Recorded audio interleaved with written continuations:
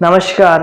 आज हम एक ऐसे स्कीम के बारे में बात करने जा रहे हैं जहां पे आप 8 से 10% का रिटर्न कमा सकते हो अपने इन्वेस्टमेंट पे, और वो इन्वेस्टमेंट बिल्कुल रिस्क फ्री होगा। मतलब हम कह सकते हैं 0% रिस्क फ्री होगा। आपको वहां पे बिल्कुल भी रिस्क नहीं होगा क्योंकि ये स्कीम इंडियन गवर्नमेंट के द्वारा चलाई जा रही है। जी हाँ दोस्तों, मैं बात कर रहा हूँ पीपीएफ यानी पब्लिक प्रोविडेंट फंड के बारे में।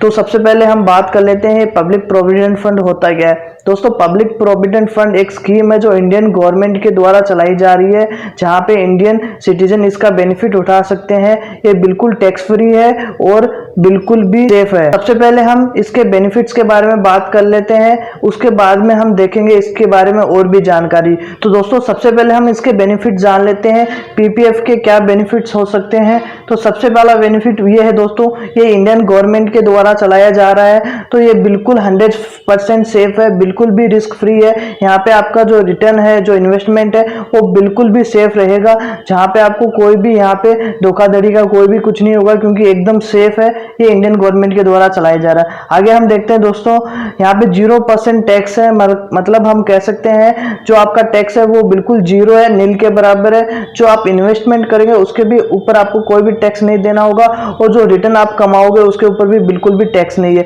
मतलब एकदम टैक्स फ्री इन्वेस्टमेंट है। और आगे हम देखते हैं तो दोस्तों, इसके ऊपर जो रिटर्न्स मिलेंगे वो 8 से 10% है, जो एक बैंक एफडी से बहुत ज्यादा है और सेविंग अकाउंट से भी बहुत ज्यादा है, लेकिन स्टॉक मार्केट से बहुत कम है। स्टॉक मार्केट के अंदर आप 10 से 15% और उससे भी ज्यादा आप कमा सकते हो, और म्यूचुअल फंड्स में भी आप 15 से 20% का रिटर्न पा सकते हो। लेकिन दोस्तों, वहां पे रिस्क बहुत ज्यादा रहता है, और यहाँ पे जो रिस्क है बिल्कुल जीरो है, इसलिए यहाँ पे रिटर्न 8 से 10% है। ये चेंज होता रहता है दोस्तों। यहाँ पे जो फिलहाल रिटर्न चल रहा है वो 7.1 है, लेकिन पिछले कुछ सालों में ये 8%, 8 से ज्यादा रहा, तो ये मिनिमम 8 से 10 के बीच में रहता है दोस्तों।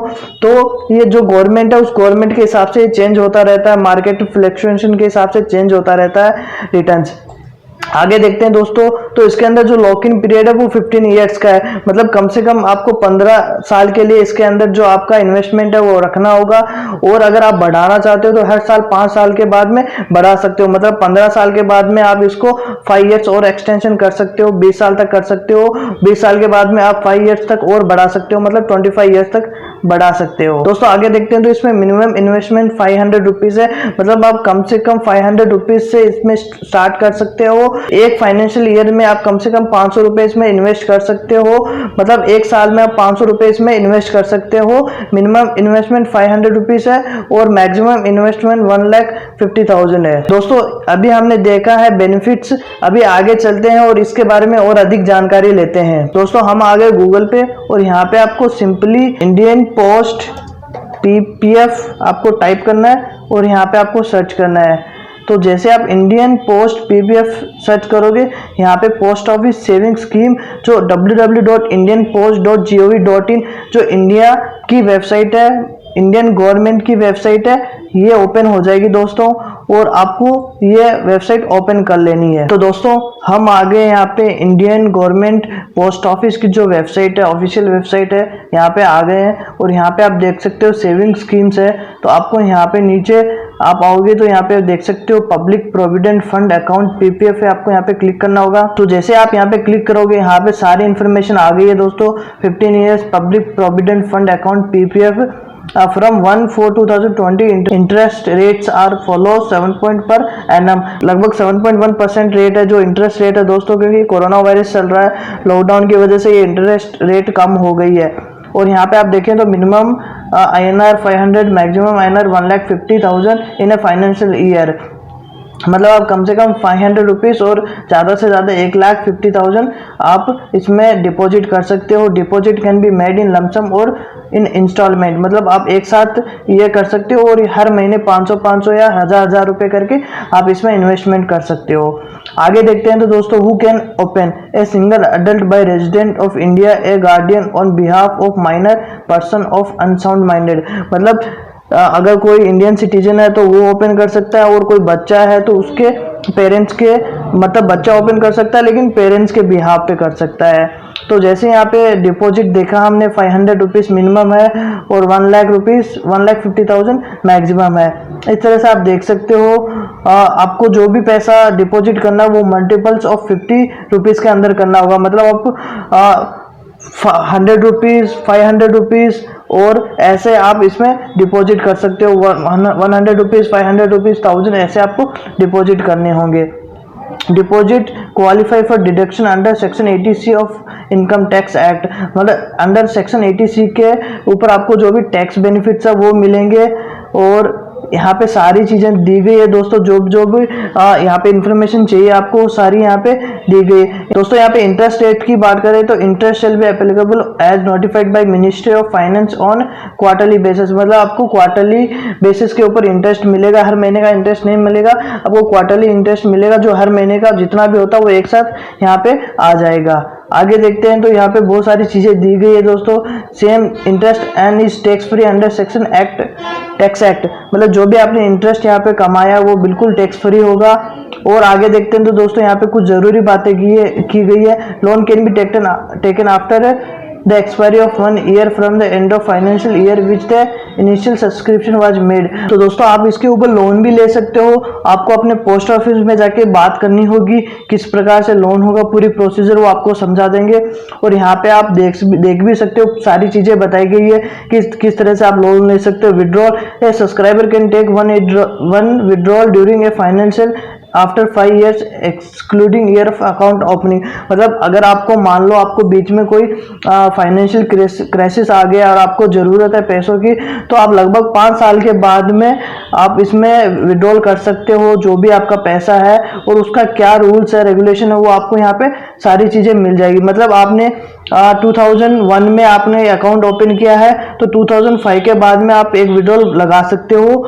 और अगर आप नहीं लगाना चाहो तो कम से कम 15 साल तक आप कोई भी विड्रॉल नहीं ले सकते। यहाँ पे मैच्योरिटी की बात करें तो account will be maturity after 15 years including financial year of account opening, मतलब यहाँ पे टोटल 16 years हो गए। कैसे मैं बताता हूँ, जैसे आपने 2001 में ये अकाउंट ओपन किया है और आपको अभी लगता है कि 2015 में मेरा अकाउंट मैच्योर हो जाएगा, तो दोस्तों ये 2015 में नहीं होगा, 2016 में होगा। क्योंकि 2001 में जिस ईयर आपने अकाउंट ओपन किया है वो ईयर काउंट नहीं होगा, उसके आने वाले अगले 15 साल ही काउंट होंगे।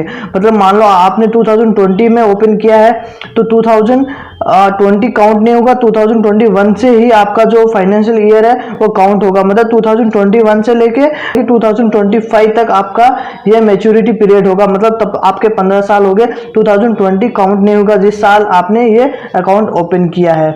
इसी प्रकार दोस्तों यहाँ पे बहुत सारी चीज़ें दी गई है। अगर मैं हर लाइन आपको डिटेल में समझाऊंगा तो वीडियो काफ़ी लंबा हो जाएगा। तो आपको सिंपली क्या करना है, indianpost.gov.in जाके आपको पीपीएफ क्लिक करना होगा और यहाँ पे जो इंडियन गवर्नमेंट की जो वेबसाइट है आप देख सकते हो, इंडियन गवर्नमेंट की वेबसाइट है, ये आ जाएगी post of ministry of department of post of ministry of communication government of India की ये वेबसाइट है। और यहाँ पे आप पोस्ट ऑफिस सेविंग स्कीम पे क्लिक करना होगा और यहाँ पे आप देख सकते हो पब्लिक प्रोविडेंट फंड अकाउंट आ गया है, तो आपको इस पे क्लिक करके आप सारी जानकारी यहाँ पे ले सकते हो। लास्ट में थोड़ी सी मैं और चीजें बता देता हूँ आपको। यहाँ पे देख सकते हो दोस्तों आप डेथ ऑफ अकाउंट होल्डर, मतलब अगर जो अकाउंट होल्डर है उसकी डेथ हो जाएगी तो क्या होगा। तो इन केस अगर अकाउंट होल्डर की डेथ हो जाएगी तो जो नॉमिनी है वो ये मतलब यहाँ पे एक फॉर्म आएगा, वो फॉर्म भर के आपको वो सारे अमाउंट क्लेम कर सकते हो और आपका जो अकाउंट है उसी टाइम आपका क्लोज हो जाएगा।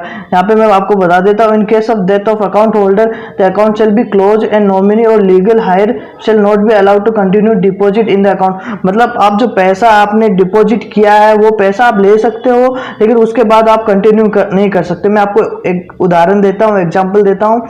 मान लो किसी ने 2001 में अकाउंट ओपन किया है और 2005 में उस अकाउंट होल्डर की डेथ हो गई है, तो जो नॉमिनी है वो इस 5 साल का जितना भी पैसा है वो ले सकता है, लेकिन वो अभी कंटिन्यू करना चाहेगा अगले 10 साल तक तो वो कंटिन्यू नहीं होगा। आपको वो अकाउंट क्लोज करके जो पैसा है वो पैसा आपको मिल जाएगा। तो इस प्रकार यहाँ पे सारी इन्फॉर्मेशन दी गई है दोस्तों, आप सारी इन्फॉर्मेशन देख सकते हो। और अभी भी इस वीडियो के रिलेटेड आपको कोई भी डाउट है दोस्तों तो प्लीज कमेंट करके मुझे बताइए। अगर आप ऐसे ही अलग अलग स्कीम्स आते हो जहाँ पे आपका रिस्क बिल्कुल जीरो हो, आपका इन्वेस्टमेंट एकदम सेफ रहे, तो आप कमेंट करके मुझे बताइए, मैं आपके लिए ऐसे और वीडियो बनाऊंगा। दोस्तों इस वीडियो को अपने दोस्तों के साथ जरूर शेयर कीजिएगा ताकि उनको भी ऐसे स्कीम्स के बारे में पता चलते रहे। दोस्तों और एक मैं बता देता हूँ, एकदम ये 100% जेन्युइन, बिल्कुल भी रिस्क फ्री है दोस्तों। यहाँ पे आपका बिल्कुल भी रिस्क नहीं है। और इस वीडियो को लाइक कीजिए दोस्तों अगर आपको भी हेल्प मिली है तो, और चैनल को सब्सक्राइब करना बिल्कुल भी मत भूलिए दोस्तों। Thank you.